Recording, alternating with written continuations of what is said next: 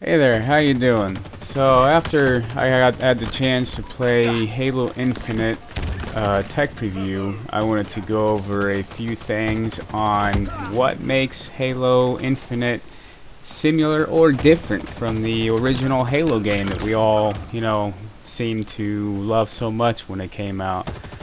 So right off the bat here, you can kind of tell. Obviously, it looks, the movements, the way they move, the way the game plays. To me, it feels and looks and plays a lot more like Halo 5 than it does any other Halo game that I have. Well, I've played them all. So it plays more like Halo 5 than any of the other Halo games. And I'm just going to put up a couple examples, different things on to show why it's the same or different in different ways. You can see here he's got clamber. They didn't add that till Halo 5, and it just goes along with the moving mechanics. Okay, so they did add power weapons back in. Here we've got a weapon called Heat Wave. It's some kind of energy blast weapon. As you can see, the energy, whatever they want to call them, they ricochet. I didn't get a chance to try out this skewer here other than just that one shot. I'm assuming it's some kind of sniper rifle. As you see here, we got the sniper. We have a pulse carbine. It's just a 3-round burst, kind of a longer range pulse rifle. We pick up here some weapon called a VK-78 Commando. And then you see here, still got the old trusty rocket launcher. Can't have Halo without that, right? And then of course we also have the shotgun. I didn't ever get the chance to try this out either, just picked it up at the end of the game here.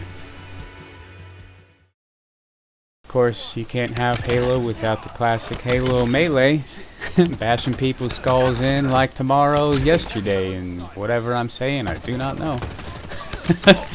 It's always good times just getting melee kills, bashing the other team in the back of the head. So here's one that really bothers me. We always have team recognition is always pretty simple on Halo. It's always been, red versus blue. Here, I am on blue team, and as you can see here, the other team, their characters are blue with a red highlight around them. I don't know about everybody else. I was struggling to pick up this red highlight. There's times where it's easier to see, but a lot of times it's harder to see. I ended up shooting at teammates a lot, thinking they were, because I saw blue and got used to seeing blue and trying to look for the red highlight. You see the green guy, I can't tell what team he's on. For me, it was just very chaotic trying to tell who is who. Being on blue team, being whatever color with the blue highlight against another team with the red highlight that could be blue people, is just really confusing. Environmental reactions, I was actually quite surprised. I mean, maybe I haven't done much shooting inanimate objects in previous Halo games, but I was pretty surprised to see there were actually a few things that broke. I was not expecting that. Of course, not very many of them broke. I don't know what that guy's talking about. One shot, so many dead enemies. Okay, buddy. I shot a crate, but good for you. As you see, now this is back to just typical Halo reaction of inanimate objects. Grenades, go boom. Take a second to look up here. You notice the needle are highlighted, and if you can look out in the distance, you can see a few other items that highlighted. They have on here, there's some kind of scan button. I noticed when you hit that, it scans the area and it highlights pickup items. So grenades in here, to me, I thought were kind of meh. The explosion doesn't look all that great, and the sound isn't all that great in my personal opinion.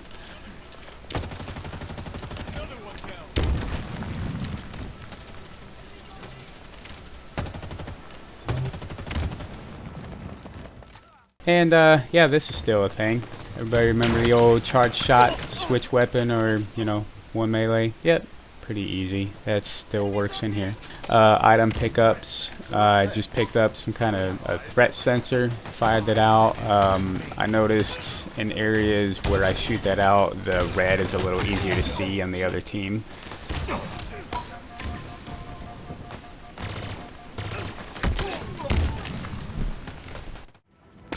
And highlights that guy pretty well.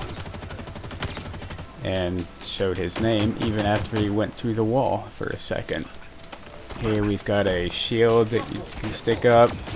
It does break, so don't just stand behind it, think you're invincible. The pistol. I've always thought of the pistol as being some big, powerful, but somewhat slower shooting weapon. Here it's kind of more like the Halo 5 pistol, where it's fast shooting and sounds weak. You are able to get some quick, easy kills and with headshots with it, though. Don't get me wrong. It's just not the classic Halo pistol. The assault rifle I thought was actually a step up from previous Halo games. I felt like it had better range than usual. The fact that you have this fake ADS on here where you're not really looking down ADS, but it does kind of zoom in a little bit, was pretty nice. And of course, you got teabagging. Little warm-up teabag, and yes, people, this is still a thing in Halo. Definitely the last but not least. That is all that I have for you today. So yeah, there's a couple things in here that, you know, brought you back, that can bring you back to memory lane on the original Halo, or there's a few things that make Halo Infinite its own new thing as well. Hopefully it'll be a good game when it officially comes out, and that, you know, we'll just hope it's a good game, we can all enjoy it. Thank you for watching, and appreciate taking the time. Don't forget to comment, rate, subscribe, you know, do whatever you feel like doing. Again, appreciate it.